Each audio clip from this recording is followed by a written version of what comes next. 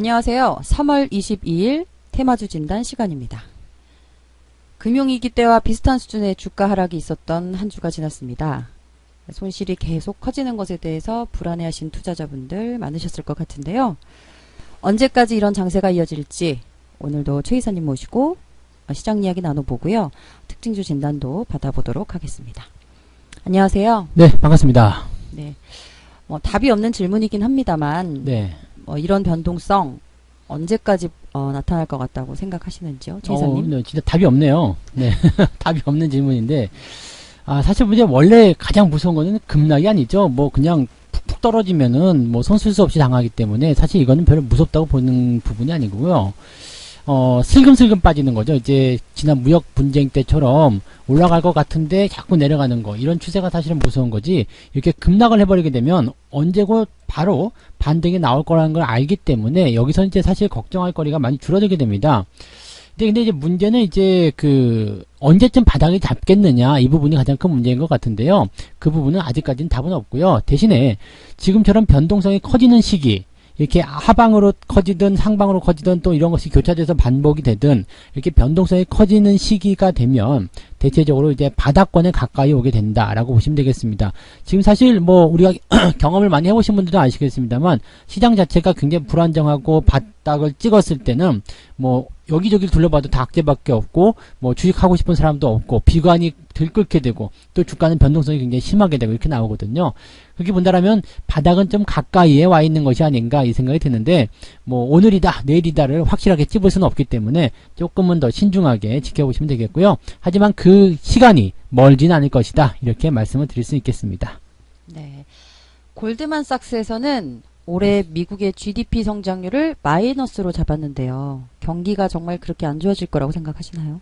뭐 골드만삭스가 약간 좀 오버했겠죠. 근데 뭐 그런 것도 분명히 있겠습니다만은 이제 지난주에 뉴욕시 도시가 봉쇄가 되죠. 이제 뭐 꼭 필요한 그 상점과 직원들, 즉 생필품 관련한 그런 부분에서의 상점들만 문을 열고 나머지 그런 기업들과 모든 시민들 전부 다 100% 자택 근무, 그 다음에 자가 격리가 들어가기로 했습니다. 그래서 필라델피아에 이어서 지금 뉴욕시까지 들어갔기 때문에 이 두 도시를 합치게 되면 인구수가 6천만 명입니다. 3억 명의 미국 인구 중에 6천만 명이면 어마어마한 수준이니까 사실 뭐 이 정도라면은 도시가 완전히 기능을 마비되었다라고 볼 수 있겠고, 그렇게 되면 경제적 충격이 아예 없을 수는 없겠죠. 그래서 뭐 이런 충격은 뒤따라올 수밖에 없을 건데, 다만 이제 정부가 어떤 식으로 대응을 해줄 것이냐, 이렇게 보시면 될 것 같아요.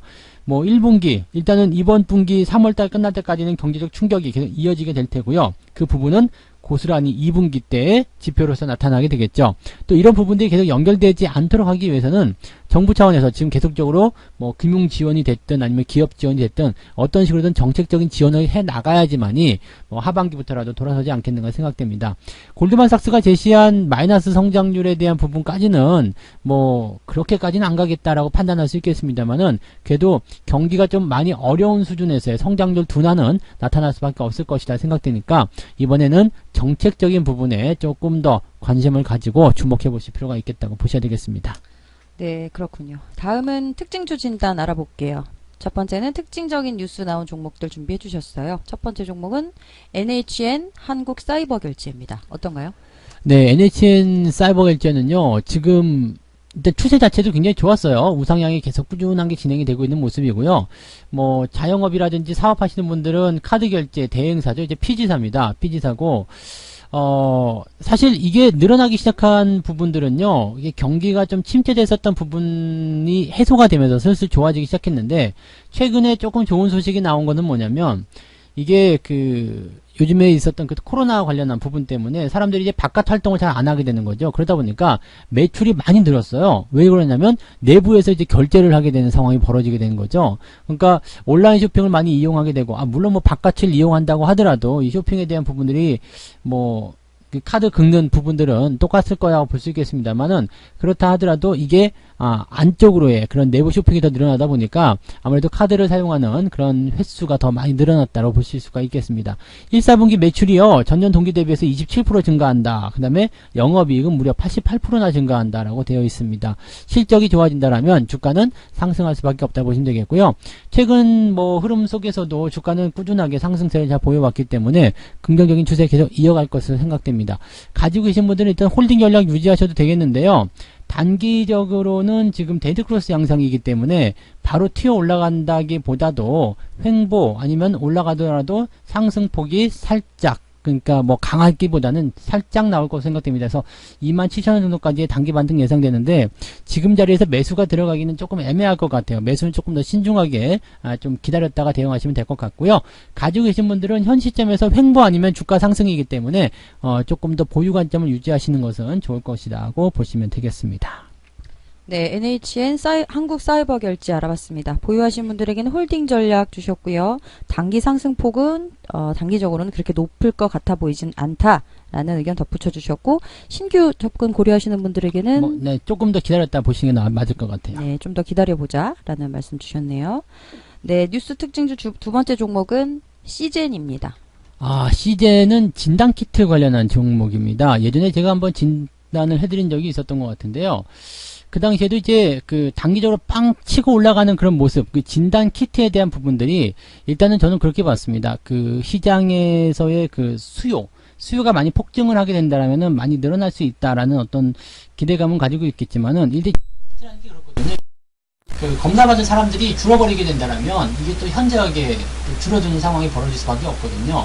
그렇게 되기 때문에 이 시젠 같은 경우처럼 진단 키트를 하고 있는 그런 기업이라면 일단 그 전염병이라는 부분들이 이제 창궐하기 시작한 그 초입 구간에서는 굉장히 좀 주가가 상승할 수 있는 포인트가 있겠습니다만 지금처럼 그 후반부로 들어가는 그런 상태가 됐을 때는 이게 감소할 수밖에 없는 상황이 되는 거거든요. 그래서 지금 물론 이제 이 3대 원천 기술을 바탕으로 해서 세계에서 유일한 동시 다중 정량 검사가 가능한 기술력을 보유하고 있다.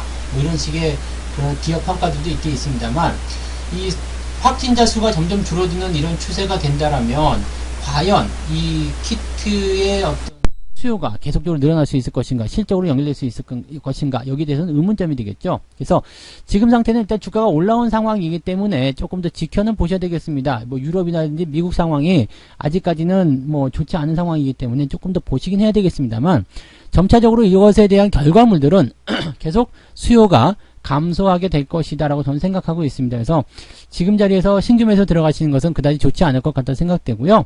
일단은 6만원 위쪽에 있기 때문에 6만원에서 55,000원 이 사이 구간이 지지선 역할을 하게 될 겁니다. 이 아래쪽으로 떨어지게 된다라면 일단은 매도 의견으로 보시는 게 맞으니까 가지고 계신 분들은 6만원에서 55,000원 사이 구간 지지선으로 보시고 이탈 시 매도한다 이 생각 보시고요. 그 위쪽에서만 보유 관점 유지하시면 되겠습니다. 그리고 가지고 신규 접근은 하지 않는 것으로 말씀을 드리겠습니다.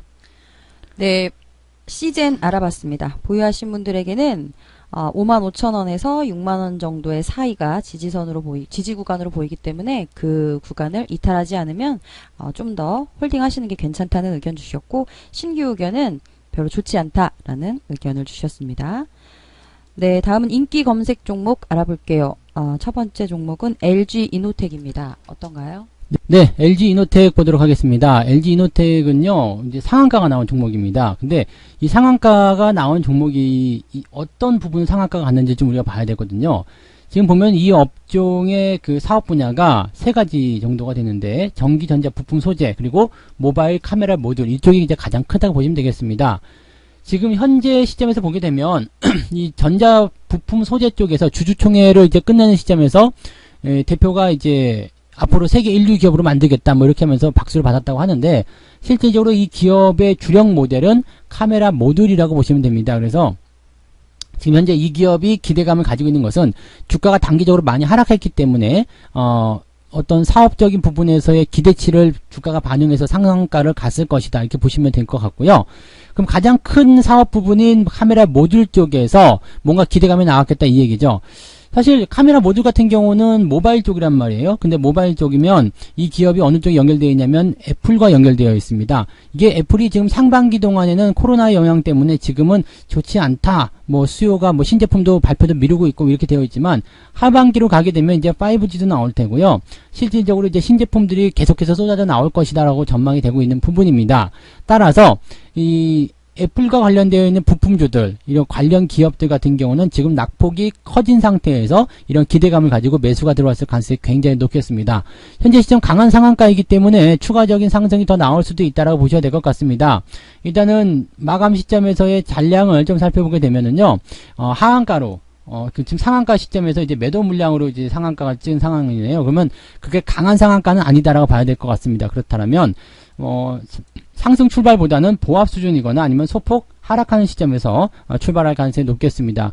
뭐 그렇다 하더라도 일단은 현재 시점에서는 단기 반등이 연결되는 구간이기 때문에 매도보다는 홀딩이 일단은 맞지 않겠는가 생각되고요. 신규 접근 같은 경우는요, 9만원 아래쪽 지점에서 보시면 될 것 같아요.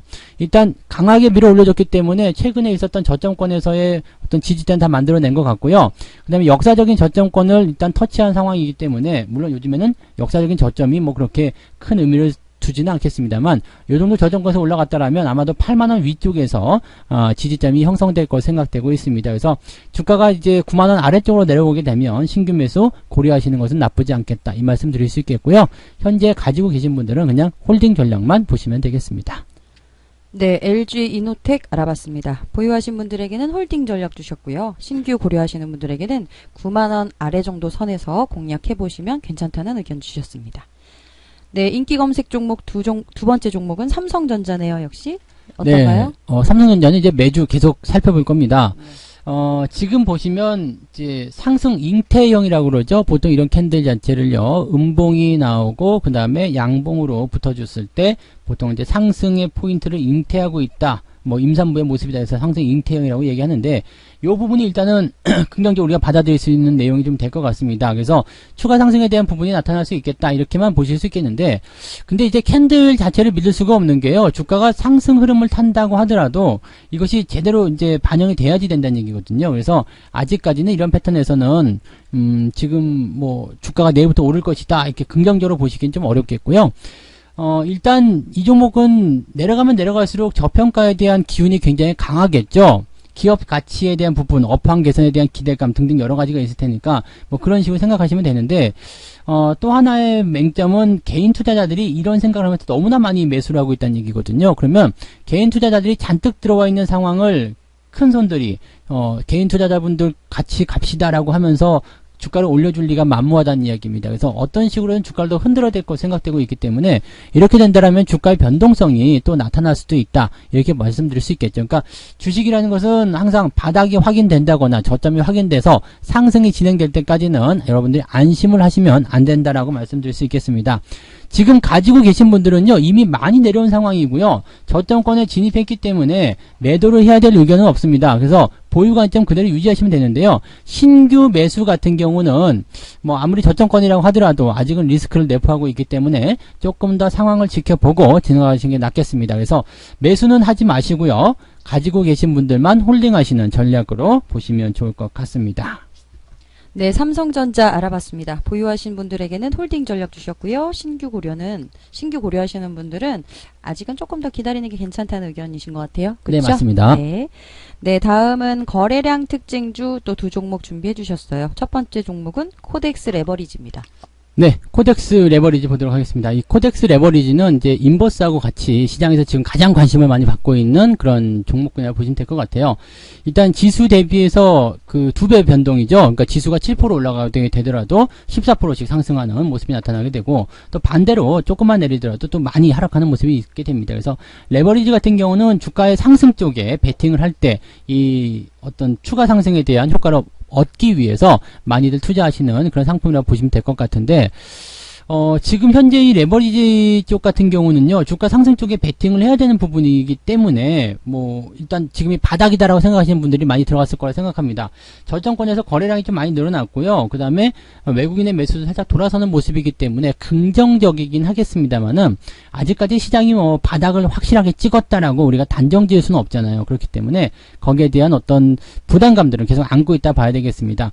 특히 레버리지를 할 때는요, 한 방에 이제 손실을 극복하고자 하시는 분들이 굉장히 많기 때문에 여기에서 이제 신용을 쓴다거나 빚을 내 가지고 투자하시는 분들이 굉장히 많아요. 그런데 이게 만약에 잘못되게 되면은 2배의 그런 충격을 받게 될 수 있기 때문에 반드시 이런 투자 같은 경우는 무리해서 한다거나 또는 몰빵을 친다거나 신용을 써서 대응을 한다거나 이렇게 한탕주의로 접근하시면 절대 안 된다는 말씀 드릴 수 있겠습니다. 시장이 반등할지 여부에 대해서는 확실하게 알 수는 없겠습니다만 저점권 거래량 증가와 그 다음에 외국인의 매수 전환 같은 경우들은 주가의 단기 반등 정도를 생각해 볼 수 있는 그런 과정으로 만들어 놨기 때문에 일단은 조금 더 긍정적으로 좀 보셔도 좋겠습니다. 다만 이제 시장과 연계되는 부분이기 때문에 확답은 짓기 어렵다 이렇게 보셔야 되겠죠. 가지고 계신 분들은 일단은 홀딩 전략만 유지하시면 되겠습니다. 추가 상승을 통해서 반등에 나갈 수 있는 구간이기 때문에 일단은 홀딩 전략 유지해 주시기 바라고요. 그 다음에 신규 매수 같은 경우는요, 저점이라는 것이 확인이 된다라면은 상관없겠습니다만 저점이 확인 안 된 상태에서 매수하기는 조금 부담스럽습니다. 그래서 매수를 꼭 하고자 하신다라면 소량만 일단 접근해 놓고 상황을 본 이후에 다시 대응하시는 전략으로 그렇게 가시는 게 맞겠고요. 가지고 계신 분들만 일단 홀딩 하시는 전략이 가장 좋다 이 말씀을 드리도록 하겠습니다. 네, 코덱스 레버리지 알아봤습니다. 보유하신 분들에게는 홀딩 전략, 그리고 신규 고려하시는 분들에게는 소량만 비중 적게 접근을 좀 해보셨다가 상황을 좀 더 지켜보자 라는 의견을 덧붙여 주셨네요. 네, 거래량 특징주 두 번째 종목은 진원생명과학입니다. 어떤가요? 네, 진원생명과학 보겠습니다. 진원생명 같은 경우는 이제 말라리아 치료제 이쪽 그 백신 관련한 내용의 종목주입니다. 그래서 이제 보통 보면 그동안 무슨 질병이 나왔다 그러면 백신 관련해 가지고 이 기업이 굉장히 많이 뜨거워 있었는데 이번에 코로나 관련해 가지고요.